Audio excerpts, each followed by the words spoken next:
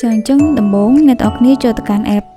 1688រួចជ្រើសរើសតំណែងដែលអ្នកចង់បានបន្ទាប់មកសូមជ្រើសរើសជម្រើសហើយនឹងចំនួនដែលចង់កម្មង់ចាអញ្ចឹងដោយសារតែហាងមួយចំនួននៅក្នុង app 1688នេះជាប្រភេទអីវ៉ាន់បោះដុំហាងខ្លះគឺកម្មង់ចាប់ពី2ឡើងទៅចាអញ្ចឹងយើងចុច add ថែមមួយទៀតបន្ទាប់មកសូមចុច buy now អញ្ចឹងអ្នកទាំងអស់គ្នាទៅមានទីតាំងឃ្លាំងនៅខាងចិនចាបន្ទាប់មកយើងចុច submit order អូខេអញ្ចឹងនៅត្រង់នេះអ្នកទាំងអស់គ្នាត្រូវភ្ជាប់ជាមួយនឹង Visa Card ឬក៏ Master Card ដើម្បីធ្វើការទូទាត់ប្រាក់យើងចុចចូលសញ្ញាព្រួយដើម្បីធ្វើការបំពេញព័ត៌មានរបស់កាតបន្ទាប់មកសូមចុច confirm និង continue